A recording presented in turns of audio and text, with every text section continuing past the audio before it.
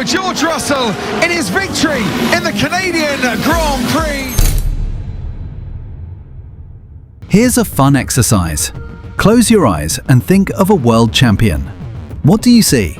Maybe it's Senna in the rain at Donington, Schumacher punching the air at Suzuka, Hamilton storming through the field in Brazil, Verstappen screaming at his team to check for penalties while leading a Grand Prix.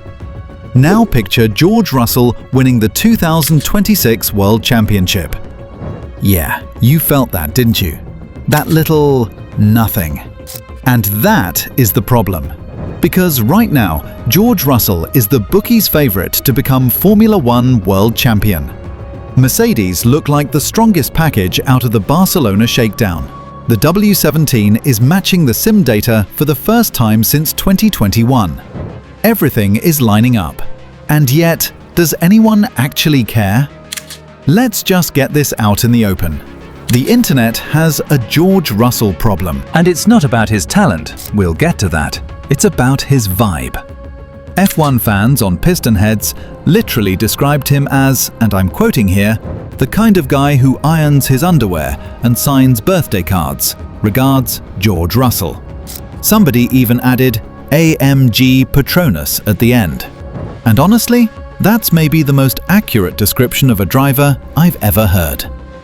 Look, every driver on the grid has a persona. Hamilton is the glamorous icon who transcends the sport. Verstappen is the ruthless, take-no-prisoners generational talent who'd race his own shadow if it looked at him funny. Norris is the charming, relatable guy next door who streams on Twitch and makes you think maybe you could be friends. Even Alonso, at 44 years old, walks around like the coolest uncle at a family reunion who just casually mentions he might leave forever. And then there's George. Polished, measured, media-trained to within an inch of his life. The guy showed up to the paddock in a beige wardrobe so consistently that it became an actual meme. F1 TikTok doesn't make George Russell fan edits set to trap music. They make PowerPoint jokes. Because, yes, this man literally used a PowerPoint presentation to convince Williams to give him a seat. A PowerPoint. F1 fans ran a whole feature on whether Russell is the most misunderstood character on the grid. And his own response to that was incredibly on brand. He said, "I think my personality is a little misunderstood because I'm so focused on being fast. Everything else is just noise to me." Do you see what I mean? Feels incredible to be back on pole. We've been so quick all weekend. You know, we've got to do some deep diving to understand why it's been so quick so far this weekend, because it was a real surprise. Even his explanation for why people find him boring is kind of boring. Former driver Guido van der Garde summed it up perfectly. He called Russell a really good driver, but also someone who's constantly trying to screw everyone over a bit. Like when Lando Norris dropped an F-bomb in a press conference, and Russell immediately went, "That's a fine," like a school prefect. So yeah, on paper, George Russell is the human equivalent of a correctly formatted email. But here's the thing. That boring reputation is one of the biggest lies in modern Formula One. Because if you actually look at what George Russell has done, this guy is a stone-cold killer wearing a cardigan. Let's rewind to Sakhir 2020. Russell is stuck at Williams, literally the worst car on the grid. Raikkonen gets ahead of Kevin Magnussen. There goes George Russell, and Valtteri Bottas goes a little bit wider through turn 4. Russell's now going to have a go at him on this twisty section of the track, the middle section. He's got the inside line at turn 7, and he goes past his teammate, George Russell. He hasn't scored a single point all season. Then Lewis Hamilton gets COVID, and Mercedes calls him up for one race. One race, no preparation, barely fits in the car. What does he do?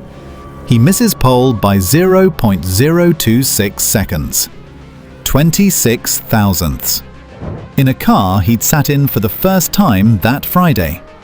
He then proceeds to destroy Valtteri Bottas, a guy who'd been in that Mercedes for 4 years, by overtaking him at the start and pulling away. He led that race, controlled it, dominated it, and only lost because Mercedes botched the pit stop with the wrong tyres, and then he got a puncture.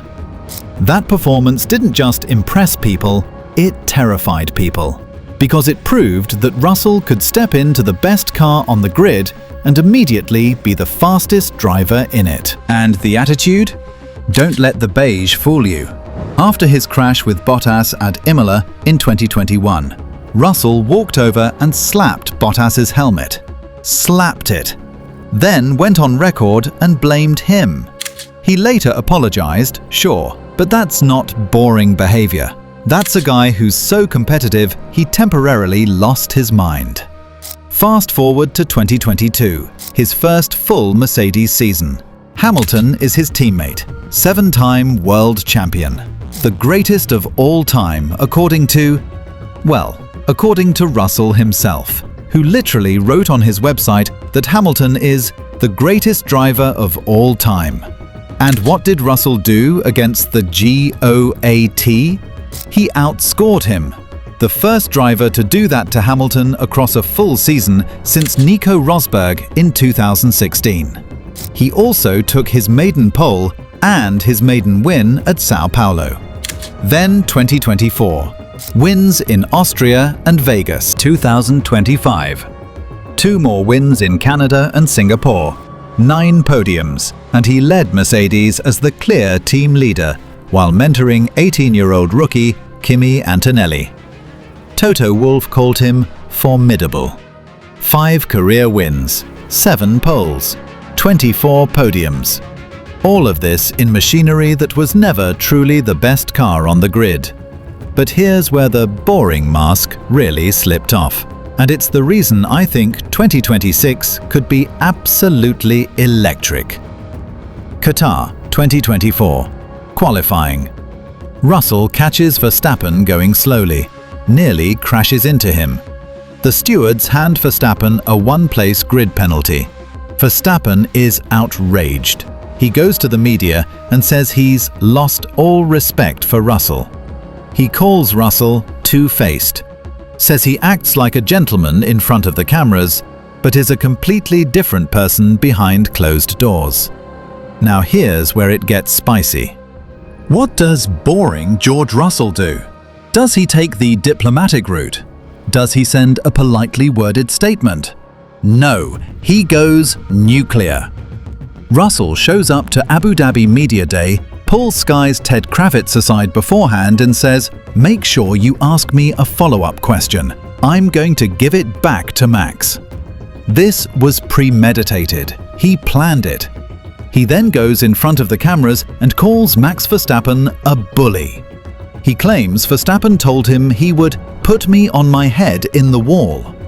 He said that Verstappen cannot deal with adversity and lashes out with unnecessary anger and borderline violence. He brought up Ocon, Hamilton, Norris, basically every driver Verstappen had ever clashed with. He literally said, somebody has to stand up to someone who thinks he's above the law. This is the guy people call boring? This is a man who deliberately walked into the lion's den and poked the 4-time world champion in the chest on live television for strategic purposes. That's not boring, that's calculating. That's a guy who knows exactly what he's doing and isn't afraid to go to war. And now, Russell has openly said he wants to go head-to-head with Verstappen in 2026. He told ESPN, "I do want to go head-to-head with Max." He's not hiding from it, he's inviting it. So here we are, 2026, the biggest regulation change in Formula One history. New engines, new aero, new everything. And for the first time in George Russell's career, all the stars are aligning. Mercedes came out of the Barcelona shakedown looking like the real deal. For the first time since 2021, the numbers from the wind tunnel actually match what the car does on track. Russell himself said it. This is something we've not really experienced since 2021 as a team. Even Toto Wolff, the man who perfected the art of playing things down, couldn't fully contain himself.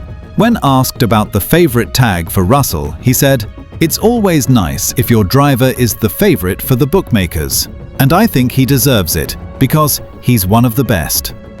Road and Track's Adam Cooper wrote that Mercedes appears to have it all right this time. The years of struggling with porpoising and bouncing, the nightmare of wind tunnel solutions not translating to the real world, it all seems to be behind them, and Russell knows it.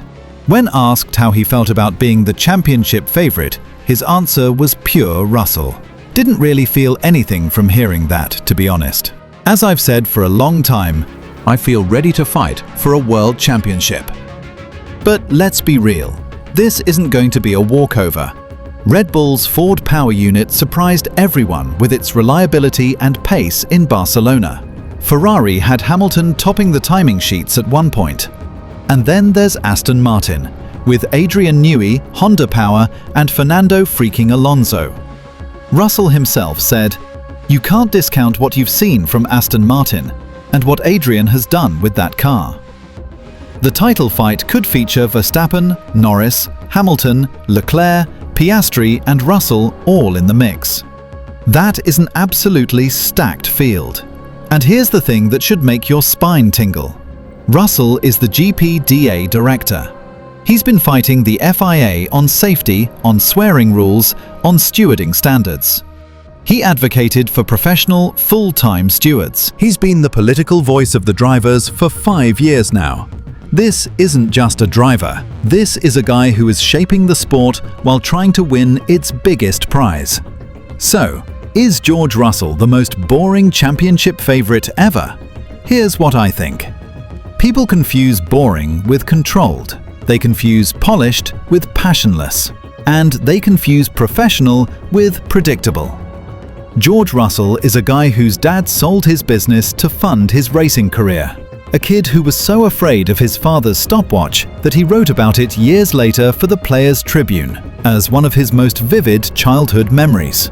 He said the fear of that stopwatch, not the speed, not the car, but the number on that screen was what drove him. He's a guy who outqualified his teammate in all 21 races in his rookie season, in the worst car on the grid.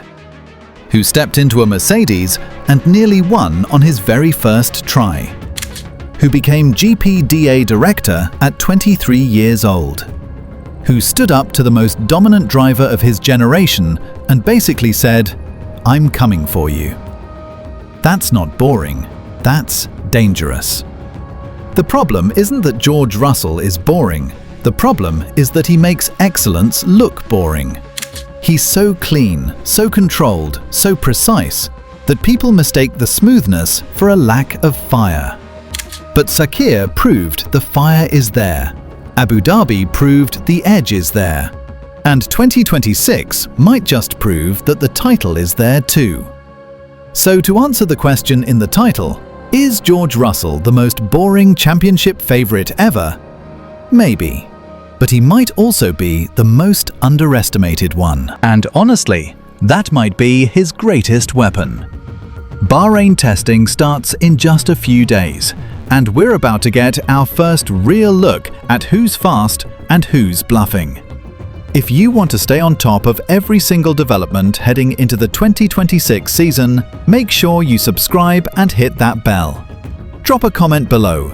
Do you think Russell can actually beat Verstappen over a full season? Or is this going to be another case of Mercedes hype that doesn't deliver?